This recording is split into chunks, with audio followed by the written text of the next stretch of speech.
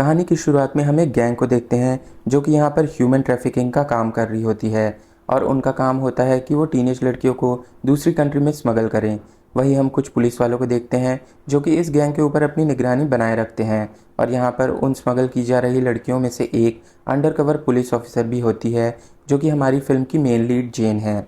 यहाँ पर वो अपनी बाकी टीममेट्स को अंदर आने का इशारा करती है, लेकिन तभी वहाँ पर उस गैंग के लोग उन सभी पुलिस वालों को घेर लेते हैं। फिर वो अकेले ही इन सभी गैंग वालों से भिड़ जाती है।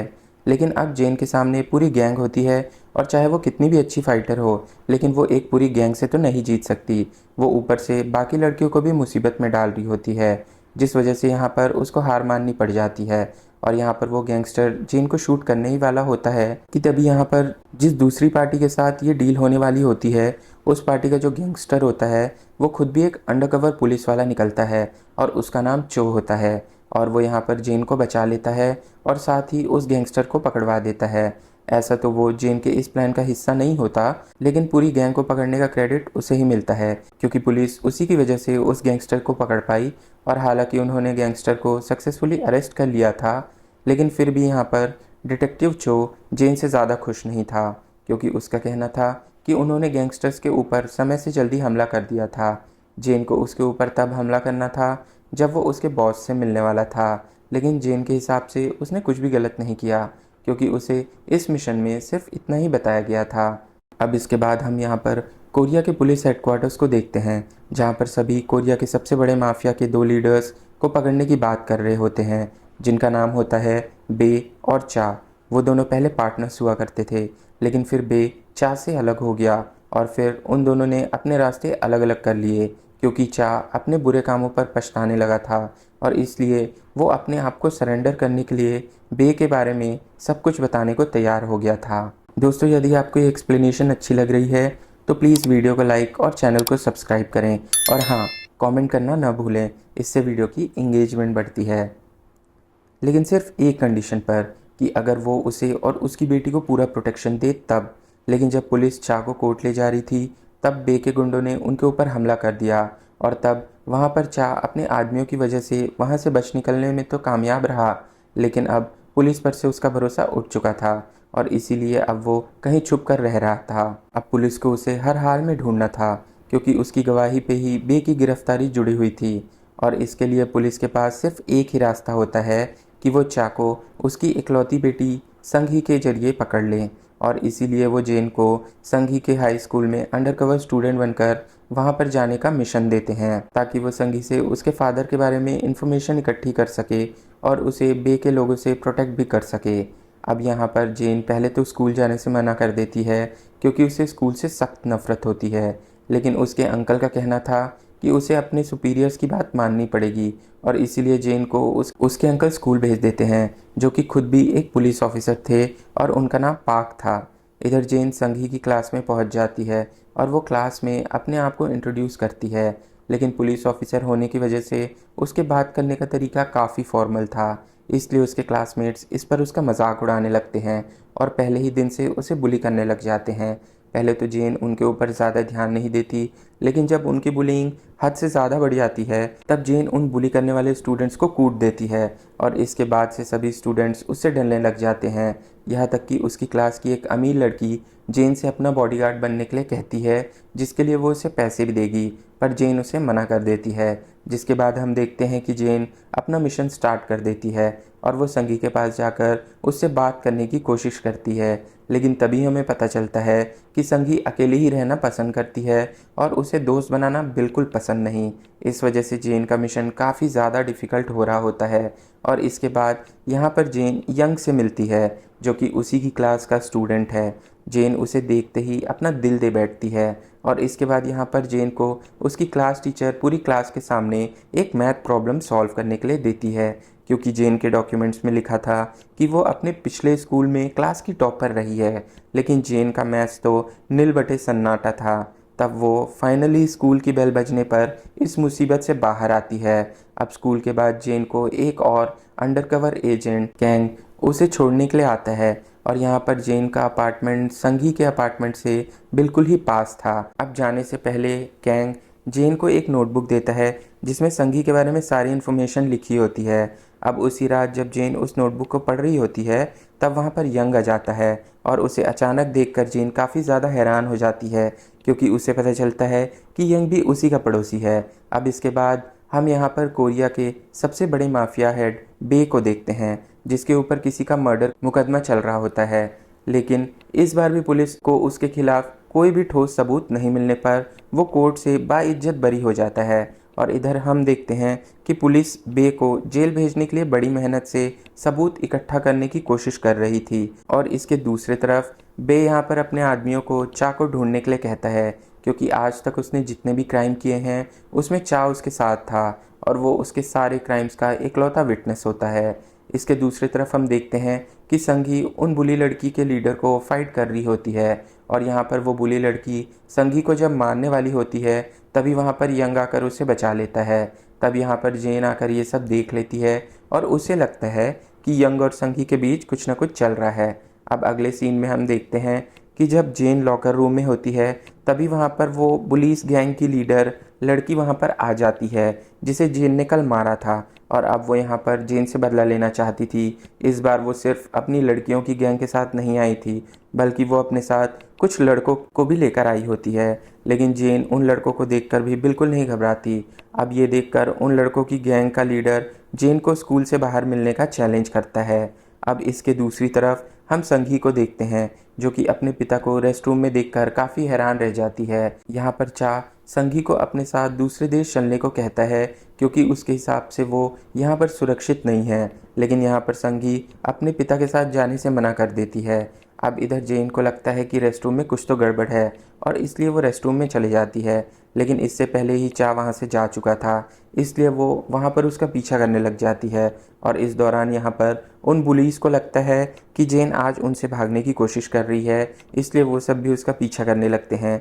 लेकिन जेन की स्पीड उन लोगों से काफ़ी तेज़ थी पर फिर भी वो चा तक नहीं पहुँच पाती क्योंकि वो एक गाड़ी में बैठकर निकल जाता है। तो इसलिए यहाँ पर जेन फ़ौरन से अपने पार्टनर्स को रिपोर्ट देती है कि उसने अभी अभी चा को देखा है। तभी इसी दौरान यहाँ पर जेन का अंकल जेन को संगी के पास जाने का प्लान बताता है और वो कहता है कि वो अपने आदमियों को वहाँ पर गुंडों के भेस में संगी को हरास करने के लिए भेजेगा जिसके बाद यहाँ पर जेन बीच में आकर उसे गुंडों से बचा लेगी और इस तरीके से जेन उसका ट्रस्ट जीत लेगी। इस तरह वो दोनों बहुत ही अच्छे दोस्त बन जाएंगे। अब इसके दूसरे दिन हम देखते हैं कि जेन संगी का अच्छी तरीके से पीछा कर रही होती है ताकि वो अपने प्लान का एग्जीक्यूट कर सके। लेकिन बीच में आकर उसे स्कूल का पुलिस गैंग रोक लेता है पर आज जेन काफ़ी जल्दी में थी इसलिए वो यहाँ पर जल्दी ही उन्हें पीट कर निकल जाती है। लेकिन अब उन पुलिस की वजह से वो यहाँ पर काफ़ी लेट हो जाती है और जब वो वहाँ पहुँचती है तब वो देखती है कि वहाँ पर यंग उन सभी लोगों से लड़ रहा होता है और इस वजह से यहाँ पर उनका प्लान फेल हो जाता है। लेकिन इस फाइट की वजह से यंग के पैरों पर मोच आ गई होती है तो इसलिए संगी के घर जाते वक्त जेन उसके पैरों पर पट्टी बांध देती है और इसी दौरान वो यहाँ पर संग की टूटी हुई घड़ी को नोटिस करती है। अब यहाँ पर रात को सोते वक्त जेन यंग की फाइट को याद करते हुए सोच रही होती है कि यंग वाकई में कितना कूल है। तभी यंग उसके अपार्टमेंट में आता है और उसे देखकर पहले तो जेन काफ़ी ज़्यादा हैरान हो जाती है और धीरे धीरे वो एक दूसरे के करीब आने लगते हैं। लेकिन तभी हमें पता चलता है कि वो तो जेन का सपना था। अब अगले दिन जेन ये देखकर शॉक हो जाती है कि डिटेक्टिव चो टीचर के भेस में उसके क्लास में आ गया था। तो इसलिए वो इस बारे में अपने अंकल से कंप्लेंट करती है क्योंकि वो नहीं चाहती थी कि एक बार फिर से चो उसके केस में टांग अड़ाए। लेकिन यहाँ पर जेन के अंकल उससे कहते हैं कि वो इसमें कुछ भी नहीं कर सकते क्योंकि ये ऑर्डर्स उनके भी सुपीरियर से आए हैं। अब इसके बाद हम देखते हैं कि जेन के एक अमीर क्लासमेट जेन को एक आदमी से कुछ पैसे लेते हुए देख लेती है और उसे यहाँ पर पता नहीं होता कि वो आदमी जेन के अंकल हैं और इसलिए वो जेन के ऊपर प्रोस्टिट्यूट होने का आरोप लगा देती है और जल्द ही ये बात पूरे स्कूल में फैल जाती है जिसकी वजह से सभी स्टूडेंट्स उससे दूर रहने लगते हैं। तो ये देखकर संगी को काफ़ी बुरा लगता है क्योंकि उसका भी यहाँ पर कोई फ्रेंड नहीं था। तो इसलिए वो जेन के पास आकर उससे दोस्ती करने को पूछती है जिसकी वजह से जेन काफ़ी ज़्यादा खुश हो जाती है क्योंकि चाहे कैसे भी हुआ हो वो अपने गोल के एक कदम और पास पहुँच गई थी। अब इसके बाद हम देखते हैं कि अगले दिन जेन को मैथ का एग्ज़ाम देना पड़ता है जिसकी वजह से वो काफ़ी ज़्यादा परेशान दिखाई दे रही थी। लेकिन उसके अंकल ने उसकी मदद के लिए कुछ टीचर्स को पहले ही हायर कर लिया था और यहाँ पर उन टीचर्स की मदद से जेन काफ़ी आराम से चीटिंग कर रही होती है। लेकिन कुछ देर बाद ही टीचर उसे चीटिंग करते हुए पकड़ लेते हैं और जिसके बाद उसे टीचर्स रूम में बुलाया जाता है। अब किसी बड़ी मुसीबत में ना फंस जाएं, इसलिए जेन और उसके अंकल को ये बताना पड़ता है कि वो दोनों अंडरकवर कॉप्स हैं। अब इसके बाद हम देखते हैं कि संघी को अपने डेस्क के ऊपर एक लेटर मिलता है जो कि उसके फादर ने उसे भेजा होता है और उस लेटर में उन्होंने बताया होता है कि अब वो हमेशा के लिए कोरिया को छोड़ के जा रहे हैं। और उसे पढ़कर संघी काफ़ी ज़्यादा उदास हो जाती है और फिर वो अपना मूड ठीक करने के लिए जेन के पास आती है। अब जेन उसे रोते हुए देखती है तो वो उसे काम डाउन करती है और बातों ही बातों में यहाँ पर संगी उसे अपने पिता के बारे में सब कुछ बता देती है कि कल उसके पिता एयरपोर्ट पर होंगे। तो अब ये जानने के बाद जेन और उसके पार्टनर्स सभी एयरपोर्ट पर पहुंच जाते हैं। लेकिन जैसे ही वो अपना मिशन स्टार्ट करते हैं, बे के आदमी वहां पर पहुंच जाते हैं और वो यहाँ पर चा के पीछे लग जाते हैं और वो पूरी ताकत से चा को पकड़ने की कोशिश कर रहे होते हैं और यहाँ पर चा भागने की कोशिश करता है। लेकिन फिर भी यहाँ पर बे के आदमी उसे चारों तरफ से घेर लेते हैं। लेकिन तभी यहाँ पर एक मिस्टीरियस आदमी आकर उनका ध्यान भटकाता है, जिसकी वजह से चा को मौका मिलता है और वो उनसे बच के निकलने में कामयाब हो जाता है। इससे पहले कि वो गाड़ी वाला आदमी वहाँ से भाग पाता, वो वहीं पर गिर जाता है और इस दौरान उसकी घड़ी भी नीचे गिर जाती है। अब जेन जब उस टूटी हुई घड़ी को देखती है तब उसे यंग की याद आती है, क्योंकि वो सेम घड़ी उसने यंग के हाथों में देखी थी और अब यहाँ पे उसे यंग पर शक होने लगता है। जेन जब यंग से मिलती है तो वो उससे उसकी घड़ी के बारे में पूछती है, लेकिन तब यंग उसे अपनी घड़ी बताने से इनकार कर देता है और अब वो यहाँ पर यंग की घड़ी उसे दिखाती है। लेकिन तब यहाँ पर यंग वो घड़ी उसकी नहीं है ये कहकर उसकी बातों को काट देता है। अब इसके बाद जेन अपने पार्टनर से यंग की सारी इन्फॉर्मेशन निकलवाती है और उससे जेन को पता चलता है कि यंग असल में चा का ही आदमी था, जिसे कि उसने भेस बदल कर संघ की प्रोटेक्शन के लिए भेजा होता है।